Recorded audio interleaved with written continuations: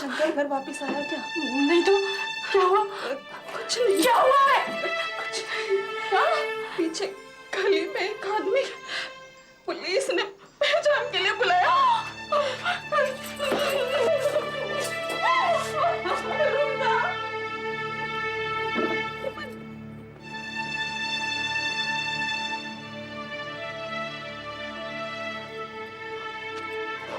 मार डाला, मार डाला,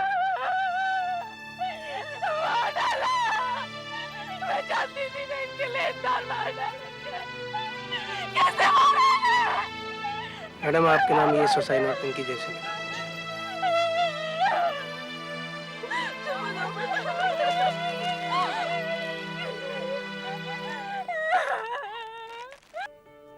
प्रिया सुन, मैं इसी उम्मीद पर उधार ले लेकर लॉटरी पर दाव लगाता रहा कि शायद पैसे जीतकर मैं अपना कर्ज उतार लूंगा।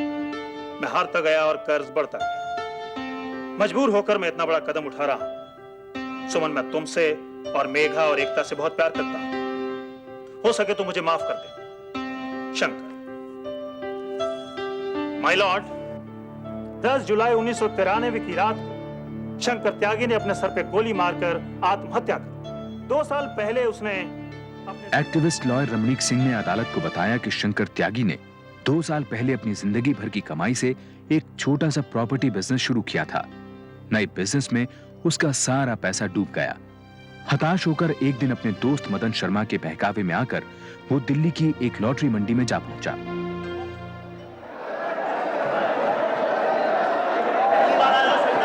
आज तो बोनी कर ही डालो। देखो 100 रुपए की तो सवाल है और फिर जीत गए, नंबर लग गया तो 900 रुपए मिलेंगे। अरे मदन भाई, मेरे पास तो सिर्फ 100 रुपए हैं। अरे एक बार करने से कुछ नहीं होगा यार, एक बार ट्राई कर लो। देखो इसमें 20 की टिकटें हैं, ठीक है, और सबका आखिरी डिजिट तिक्का है। अगर तेरा तिक्का निकल गया तो तेरी बेटा जिंदगी भर मौज ही मौज। रख लो यार, देखो गेम शुरू होने वाला है। रखो रखो।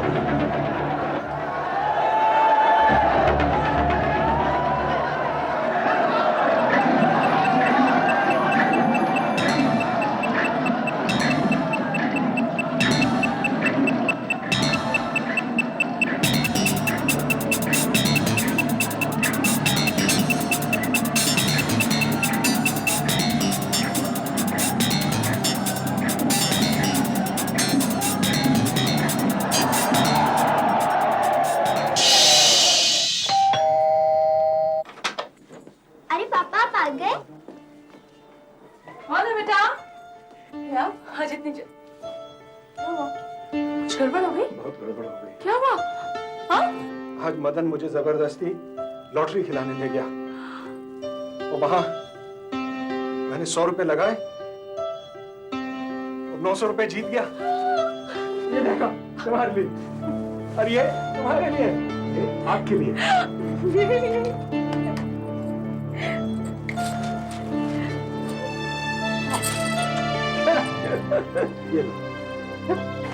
ये लो सब पैसे। मैं कहने वाली थी कि बच्चों की फीस भी देनी है और बिजली का बिल भी 350 रुपया है। आज से पैसे की कोई फिक्र नहीं, आज तो शुरुआत है। कल मुझे 100 रुपए दे देना, फिर देखना तो। नहीं, अब आप लॉटरी नहीं खेलेंगे।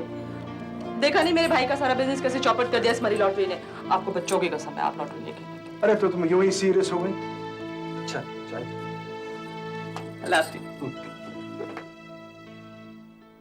भाई त्यागी, कुछ समझ नहीं पाया। 1 महीना होने को आया और एक भी प्लॉट नहीं मिला। अरे भसीन साहब, कमर्शियल प्रॉपर्टी की मार्केट बहुत तेज चल रही है। एडवांस देने में 1 घंटे की देरी और प्लॉट हाथ से निकल जाता है। शंकर,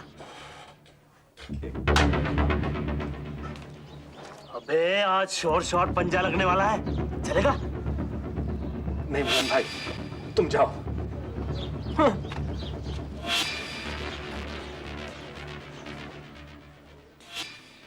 वो छोटू, चाय में इतनी चीनी क्यों कम रखता है? ये रहा 20,000 रुपया एडवांस के तौर पर, लेकिन अब प्लॉट जल्दी मिल जाना चाहिए। अरे साहब, अब एडवांस आ गया है, काम में देरी थोड़ी होगी। 1000 है, 5 नंबर पे 20। अरे शंकर, इधर इधर इधर। हाँ तू मगर 5 पे लगाया, ठीक है ना? फिटा जीतेगा तू, देखना। लॉटरी बाजार में आने वाली हजारों की भीड़ का एक हिस्सा शंकर भी बन गया। खेल सीखना मुश्किल नहीं था। खिलाड़ी को बस 0 से 9 के बीच की किसी एक संख्या पर दांव लगाना होता था और अगर घुमाया हुआ नंबर आपके टिकट पर छपे आखिरी नंबर से मेल खा जाए तो आप जीत गए दांव पर लगाए गए पैसों की 9 गुनी कीमत। अगले 2 दिनों में शंकर तरक्की करके 5 रुपए के टिकट से 1000 रुपए के टिकट पर पहुंच गया, लेकिन जीता एक कानी कौड़ी भी नहीं।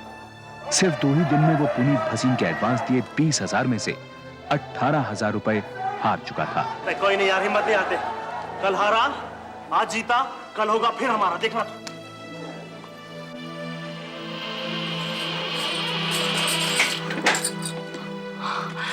आप आज इतनी देर कैसे हो गई? सुमन, बहुत गड़बड़ हो गई। क्या हुआ? आज बस में किसी ने मेरी जेब काट दी सुमन। कितने पैसे थे? 20,000। 20,000? बयाना दिया था किसी ने प्लॉट का, समझ नहीं आता लौटाऊं कैसे। शायद मदन दे दे इंटरेस्ट पे। इससे तो अच्छा है आप किरण दीदी से मांग लो। बात घर में रहेगी और सूद भी नहीं देना पड़ेगा। लेकिन आप जल्दी से इस प्लॉट की डील करा दो। बहुत प्रीमियम प्लॉट है ये वसीम साहब, और इसका दाम भी एकदम ठीक। अब मुझे तो जो पैसे देगा मैं उसकी जमीन कर दूंगा। ओके। अगले ही दिन पुनीत भसीन ने शंकर को 1 लाख रुपए और दिए, ये न जानते हुए कि जमीन पहले ही बिक चुकी है। शंकर का वादा था कि महीने भर में वो जमीन उसके नाम करवा देगा। इसके अलावा शंकर ने सुमन की बहन किरण से भी 20,000 रुपए उधार मांगे। किरण दीदी, मुझे बहुत अर्जेंटली 20,000 रुपए की जरूरत है। पैसे मिले तो मैं लेदर एक्सपोर्ट का बिजनेस शुरू कर पाऊंगा। लेकिन सुमन ने तो इस बिजनेस के बारे में मुझे कभी बताया ही नहीं। अरे एक बार बिजनेस सेट हो जाएगी ना तो मैं उसे भी बता दूंगा। सुनता भैया, कोई भसीन साहब आए हैं, कहते हैं कि प्लॉट के बारे में कुछ बात करनी है। कहना बहुत बड़ी पार्टी है। हाँ, बहुत बिजी हूँ मैं। क्या कहेगा? बिजी है बिजी। शंकर खेलता गया और हारता गया। इस दौरान मदन ने अपनी लॉटरी एजेंसी शुरू कर दी थी। उसने शंकर के लिए 1 लाख के टिकट बुक किए और शंकर एक ही दांव में वो सारे पैसे कमा बैठा। इस हार से घबराकर शंकर ने मदन से ब्याज पर 50,000 रुपए और लिए, लेकिन महीने भर के अंदर शंकर वो भी हार गया। मदन के बाद शंकर मार्केट से भी पैसा लेता गया और लॉटरी में हारता गया। अगले 2 महीनों में शंकर का कर्ज बढ़कर 6 लाख रुपए हो गया।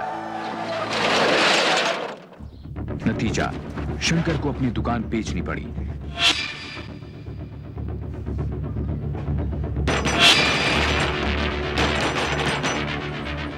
त्यागी है?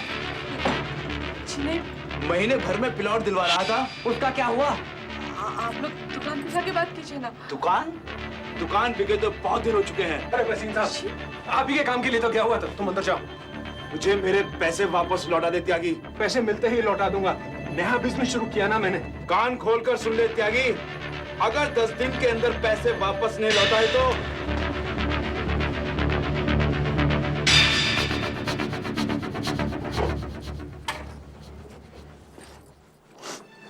दुकान में के आपने बताया भी नहीं। अरे भाई, प्रॉपर्टी का बिजनेस मंदा चल रहा था, इसीलिए तो मैंने दुकान बेचकर एक कुरियर सर्विस की कंपनी शुरू की है। रात रात को घर नहीं आना, इसीलिए। भाई, जब धंधा शुरू करना है तो मेहनत तो करनी होगी, और तुम हो के सीआईडी की तरह मेरे पीछे पड़ी हुई हो। यही मैं पास ही वसूली के लिए आया हूँ, एक दुकान से। अब वो भसीन साहब और किरण दीदी के पैसे? वही तो लेने जा रहा हूँ मैं। तुम यहीं बैठो, मैं अभी आता हूँ। अरे वो जगह औरतों के लायक नहीं है। सुमन 2 घंटे बैठी इंतजार करती रही। उस रात शंकर घर भी नहीं लौटा और अगले 2 महीने तक उसका कोई पता ठिकाना नहीं था।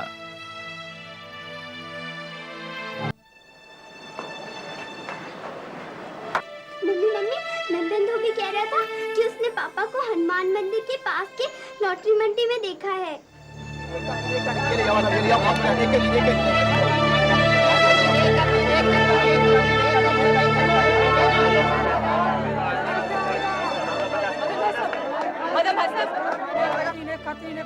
इन्हें देखा आपने रोज यहाँ आते हैं। अच्छा यहाँ आता है? वैसे यहाँ आता भी होगा तो मुझे तो दर्शन देने से रहा। पता नहीं कितने पैसे तो पहले ही लेके उठ चुका है वो। चलिए चलिए, अभी धंधे का टाइम है, बाद में मिलना। भाई साहब, आप शंकर भैया को ढूंढ रही हैं? हाँ, वो रोज आते हैं यहाँ पे। आपको देखेंगे तो वो भाग जाएंगे। आप एक काम करिए, वो चाय वाले के पास बैठ जाइए।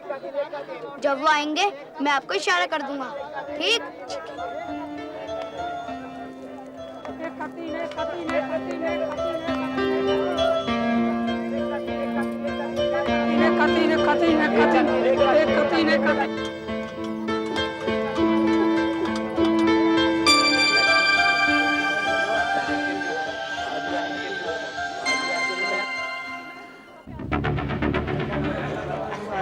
शंकर भैया,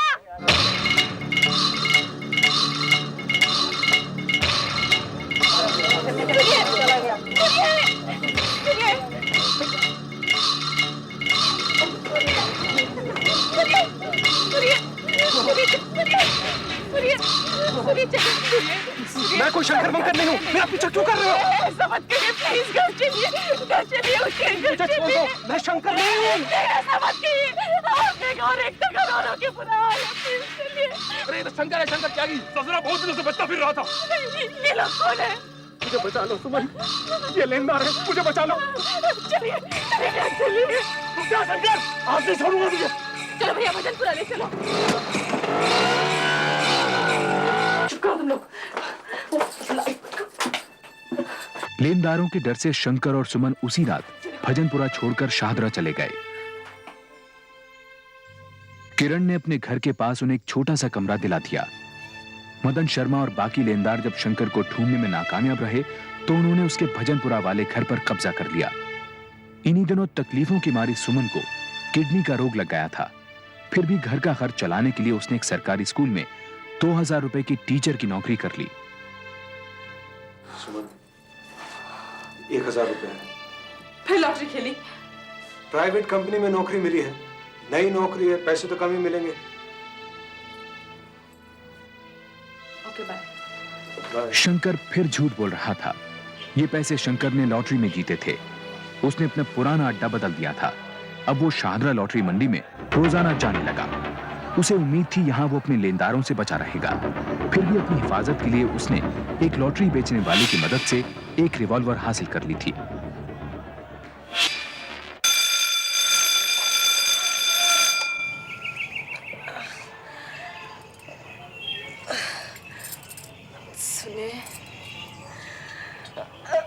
सुनिए, बहुत दर्द हो रहा है। अच्छा, मैं डॉक्टर का इंतजाम करता हूँ। इतनी सुबह डॉक्टर नहीं मिलेगा। अरे madam, doctor Shankar at your service.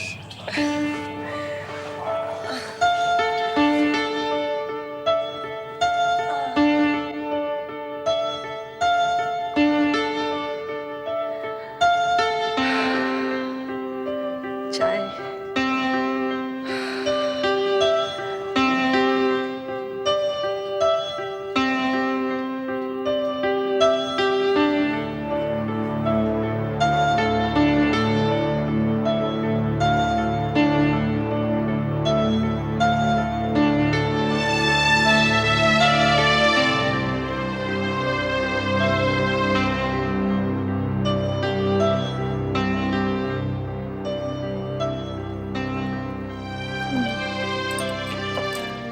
लगता है तकलीफ ज्यादा बढ़ गई है। अच्छा, ऐसा करता हूँ, मैं एक इंजेक्शन दे दूंगा, उससे काफी आराम आएगा।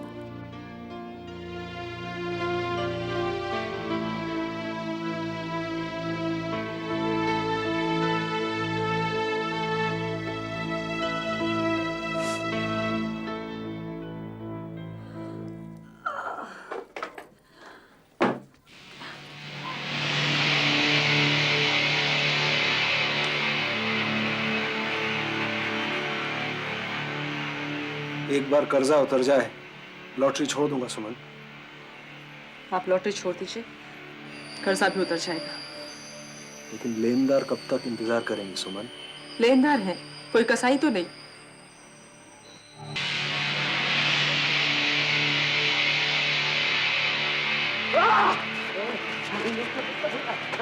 बहुत दिनों से भागता फिरता है ना तू। अगर 2 दिन के अंदर अंदर मेरा पैसा मुझे नहीं मिला तो तेरा नया घर तो मैंने देख ही लिया। तेरी 2 बेटियां भी तो हैं। निकाल तेरी जेब में क्या, निकाल तेरी जेब में क्या। लेनदारों की धमकियों से घबराकर शंकर उस रात घर नहीं लौटा। हेलो हेलो किरण दीदी, मैं सुमन बोल रही हूँ। दीदी वो वहां तो नहीं है?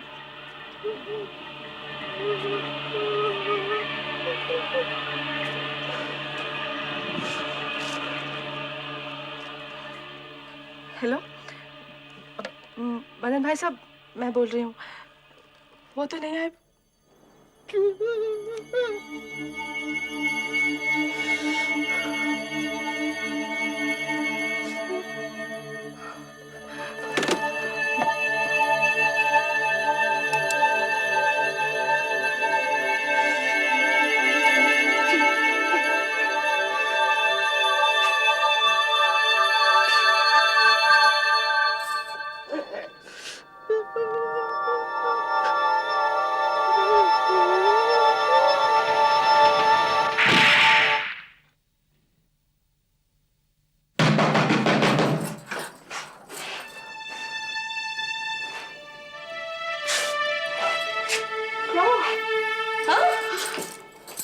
शंकर घर वापस आया क्या? नहीं तो क्या हुआ? कुछ नहीं। क्या हुआ है? कुछ नहीं। हाँ? पीछे गली में एक आदमी पुलिस ने पहचान के लिए बुलाया।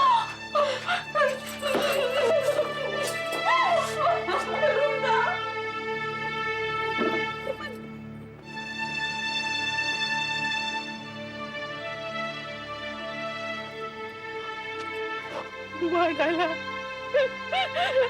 डाला, मार डाला। मैं जानती थी ना इनके लेनदार मार डालेंगे। कैसे मारा? मैडम आपके नाम ये सुसाइड नोट इनकी जैसे।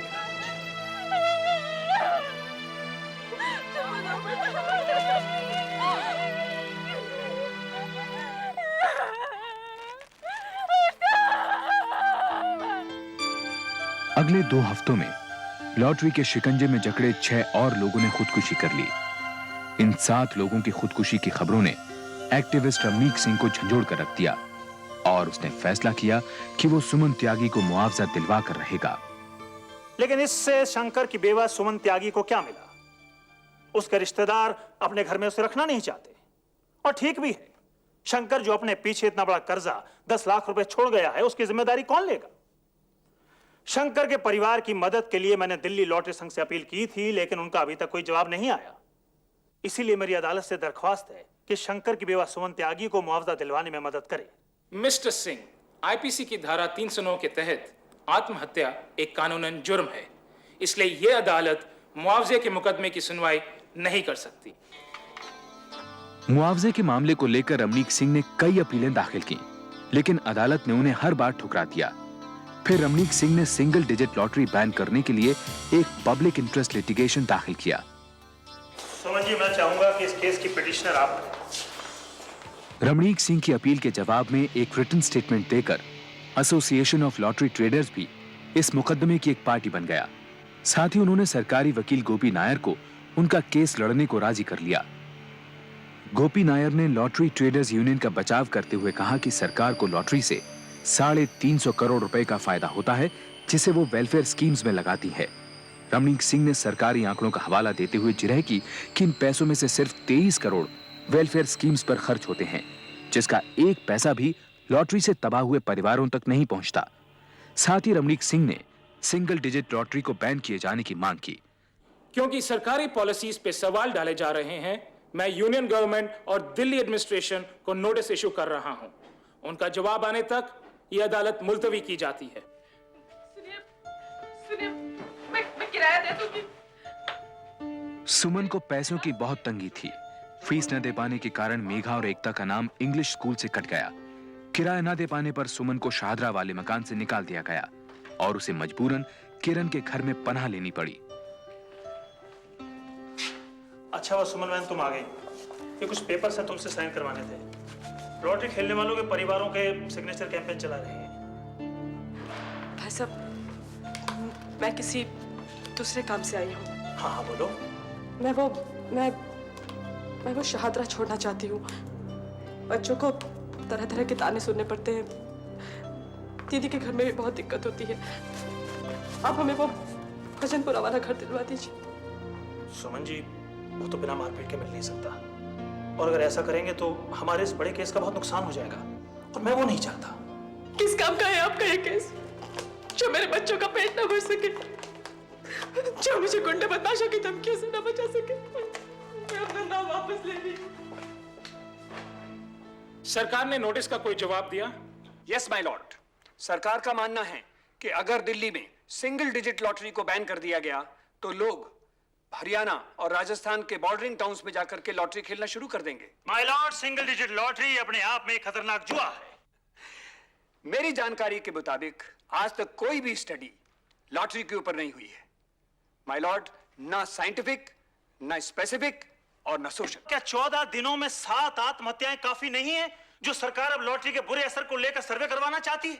My Lord, state sponsor lottery ना ही गैर कानूनी है बल्कि अनकॉन्स्टिट्यूशनल भी। इनफ मिस्टर सिंह, आपके आर्ग्यूमेंट्स कोर्ट की मर्यादा के बाहर हैं। यह मामला कॉन्स्टिट्यूशन के आर्टिकल 39F का है। चूंकि आर्टिकल 39F एक डायरेक्टिव प्रिंसिपल है, अदालत इस मामले में कुछ नहीं कर सकती। लेकिन अदालत सरकार से अपील करती है कि वह सिंगल डिजिट लॉटरी को बैन कर दे।